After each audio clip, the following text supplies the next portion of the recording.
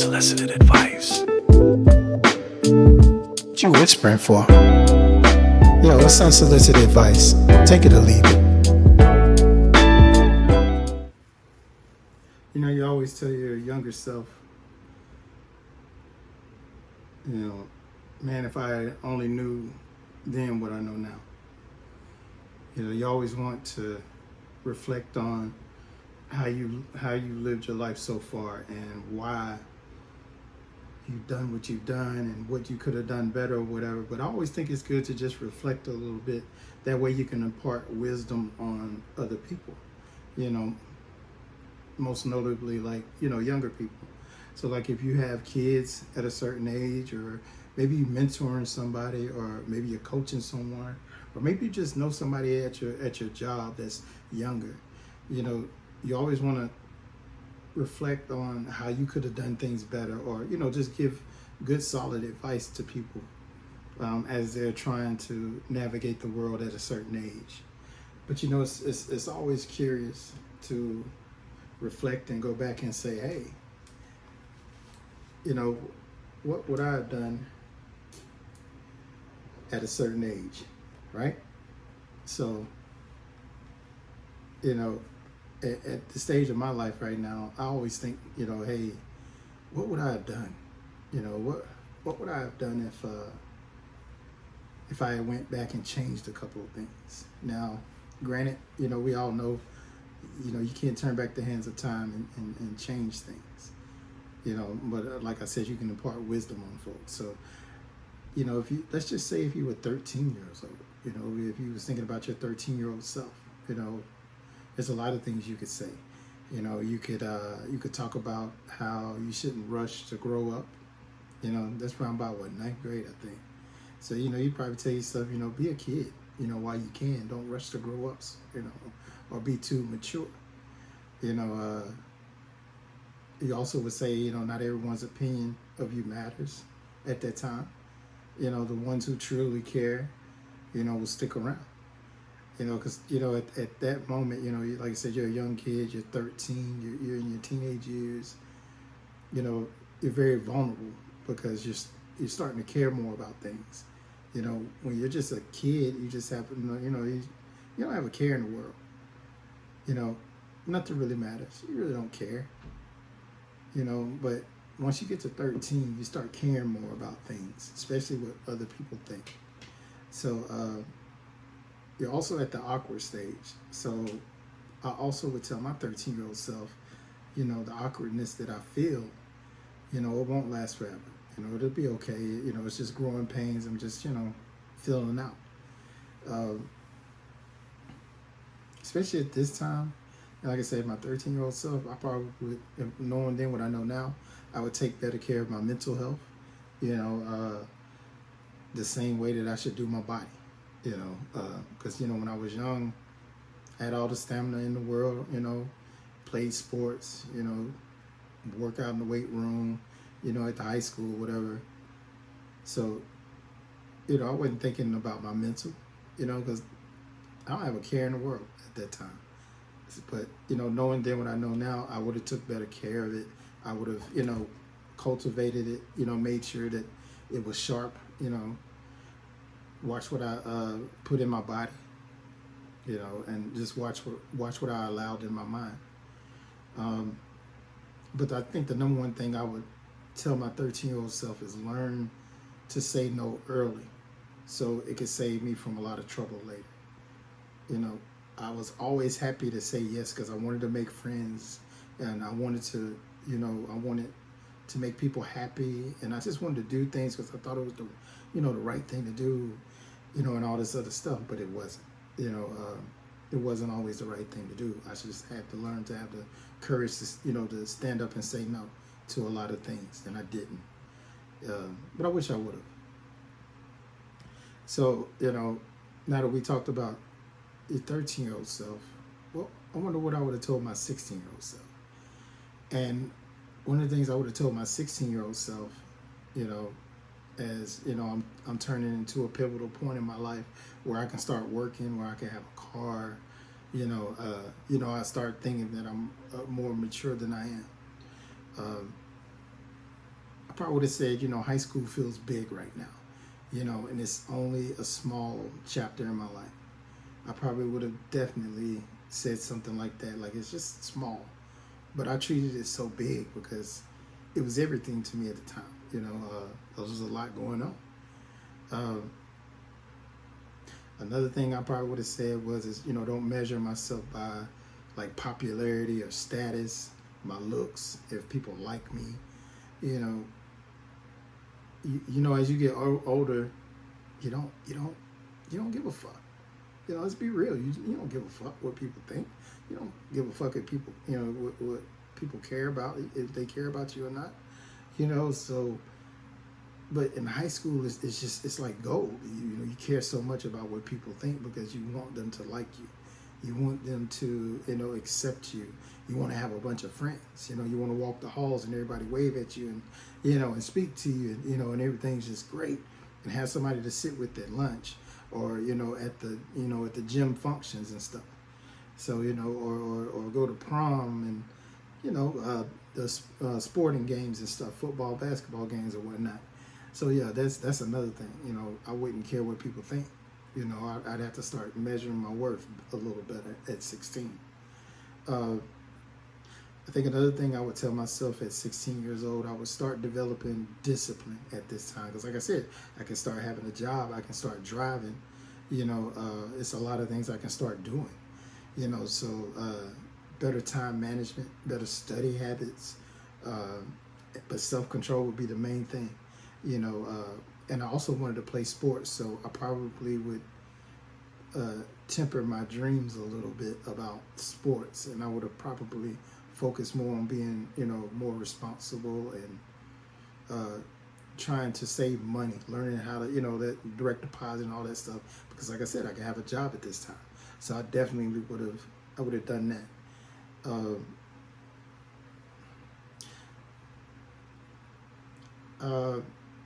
Being mocked or bullied or made fun of.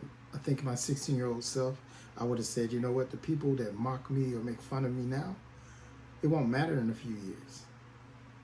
I remember the moment I graduated, none of it mattered anymore.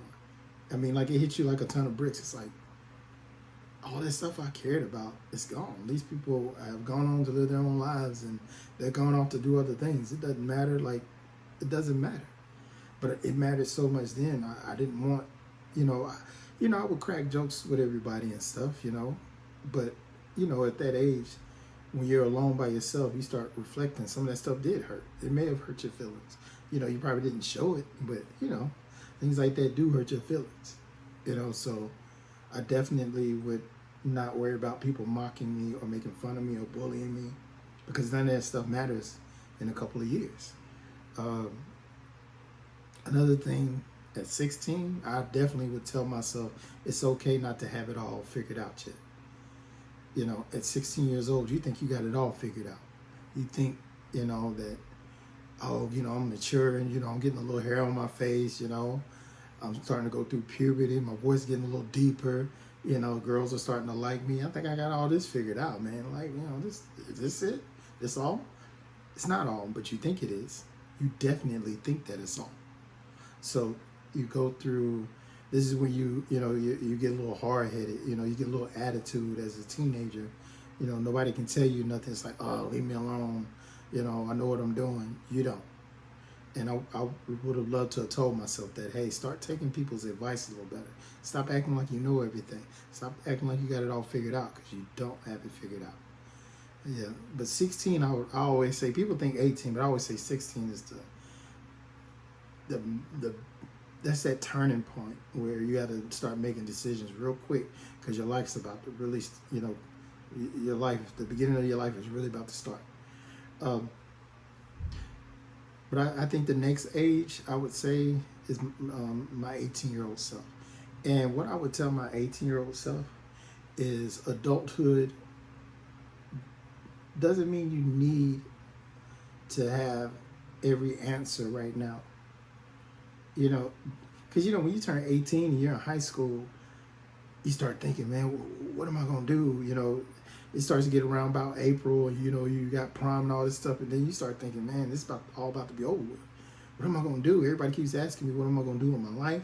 You know, what plans do I have? And at that time, like when I graduated, your parents, they like, okay, when you going to get out the house? It's a little different now. Parents kind of like keeping their kids home and protecting them a little bit more. They coddle them way more. Back then, it was, okay, when your little narrow ass going to get out the house?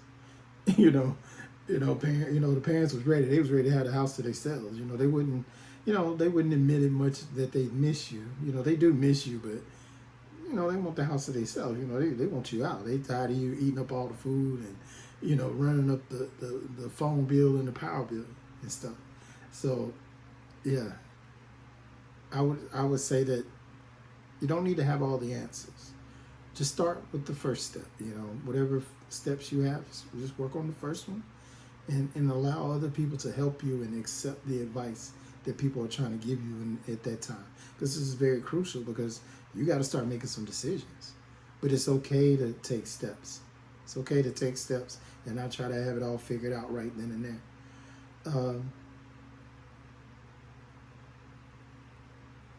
Another thing I'd probably tell my 18-year-old self is choose experience and growth and knowledge over fast money.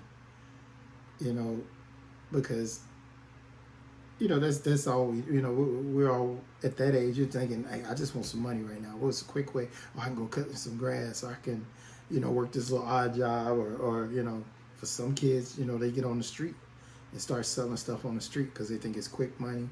They want to go in and have things and not work hard for it. The best advice somebody told me at a young age is you can't escape hard work. You can't escape it.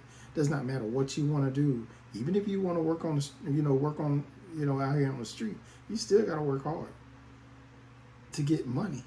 Money does not come for free. And any money you get for free, you're gonna owe something. You're gonna have to do something. So you can't escape hard work. Everything takes hard work. Even things that you love to do. Think about it. Even if you're sitting there playing video games all day, that's hard work to sit all day long and focus on mastering the game. Hard work is hard work. You can't run from it. But I would choose experiences and growth. I would have experienced more things, and I would have tried to grow more. So I would have been ready for the world instead of just looking for like fast money and the easiest way out of things.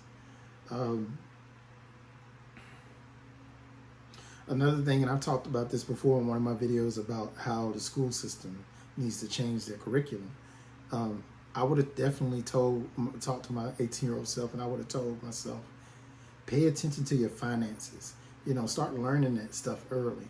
Learn about credit. Learn about savings. Learn about what debt is, being in debt. Financial freedom. Learning how to have financial freedom. Learning how to take care of those things at an early age. Learning what taxes are and how they tax us as Americans based on what state you're in. Knowing them, knowing now what I know now, definitely would have got on the money stuff early. You don't think about that when you're young because you think you got all the time in the world, and that stuff ain't, you're so used to your mom and dad handling that stuff. Eventually, you got to take care of it. They can't do everything for you. But you don't think about that at 21 or 18. But yeah, like I said, around by 18, you're graduating, you're getting out of school. Everything is everything is everything at that moment. So you just wild-eyed and full of life. But let's fast forward it to 21 years old. What would you tell your 21-year-old self? You're 3 years out of school. The world is probably whooping your ass at this point, if you haven't took any of this advice. So I definitely would tell my 21-year-old self, I probably would say, don't confuse freedom with recklessness. Everything you do leaves a footprint behind. Everything you do, you're going to leave something behind. And you're not going, you're going to have to come back to it. So don't confuse freedom with recklessness. A lot of times we think just because we're free, we can just do whatever we want, and there's consequences to it. And if I had known it, what I know now, yeah, definitely. That's probably, that might be number one. I knew I had so much freedom. The only thing I can say is I didn't have kids. So I didn't go around getting people pregnant. You know, I always had like a scared trauma thing about that. I didn't want to just get whoever pregnant, you know, because I watched what everybody else was going through. But I was still reckless with a lot of other things, you know, stuff that I shouldn't have been reckless with.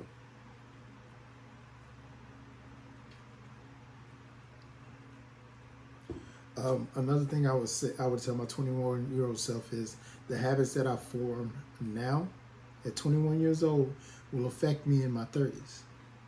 So my health, my money, and I would say my relationship. You know, whatever relationship you choose to be in, that's going to affect you when you get into your 30s. When I got into my 30s, I was all over the place because I thought I had all the time in the world. And then I started scrambling. I was like, I got to get married. I got to start having kids. I got to, you know, there was a lot of things that started hitting me all at once because I just wanted to party. I just wanted to have a good time. And one of the tricks that people keep telling you, you know, you might hear it at church or at a function or with your family. People just want to run around and keep telling you, hey, don't be in a rush to have kids. Don't be in a rush to get married. And if you start really listening to that, you start forgetting that time is ticking. You know, and then it just starts hitting you like a ton of bricks. It's like, damn, I got to start, you know, I got to start having better habits. I'm getting in my 30s. So yeah, your health, I'd say your health, money, and relationships, those are good habits you got to start forming now. If you know, you're 21, perfect time to start forming good habits because everything's supposed to pay off as you get older. All this stuff is supposed to pay off as you get older.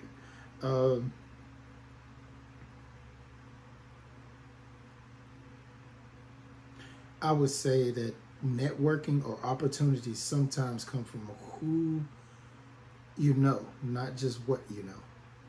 That's another thing I would have told my 21-year-old self.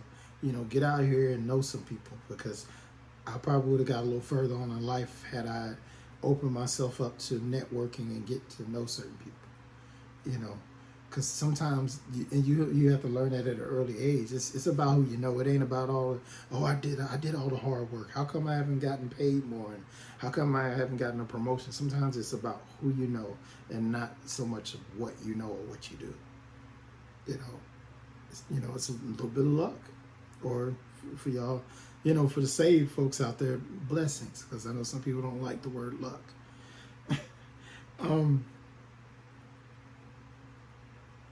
At 21, I definitely would have told myself, stop comparing my path to someone else's. It's not a race and it's not a competition.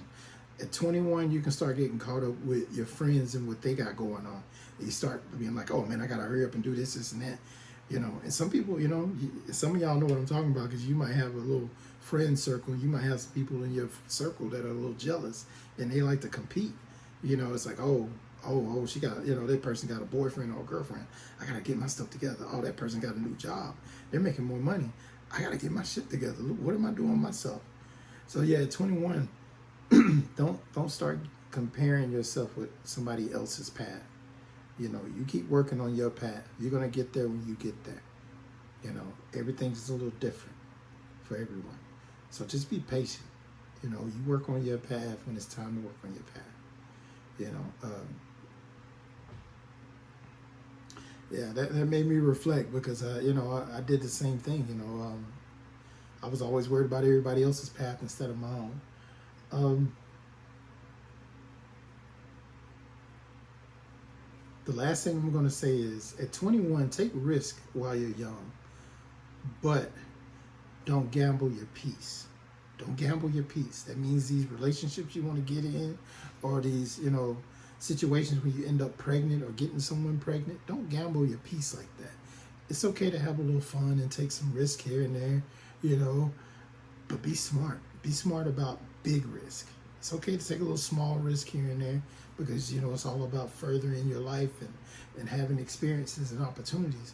But those big risks, like I said, getting people pregnant or doing something dangerous, you know, or doing something unlawful, you know, like stealing or robbing or whatever, you know, don't take any big risks. But you can take a little risk here and there. But don't gamble your peace. That'll probably be take you so far. It will take you so far. But yeah, that came to my mind. I was like, man, what are some things I would tell myself at different stages of my younger life? And we all go through so much in life, and we all go back and reflect. Like, man, I should have did this. I should have did that. But it's good to impart this wisdom on your kids or younger people, like your nephews or nieces in your family, people at your job that are young. Of course they're probably not gonna pay you no mind, but you never know when it's gonna stick. So, impart some of that wisdom on people, okay? But if they don't want to listen to you, tell them, look, this is just unsolicited advice. Take it or leave it.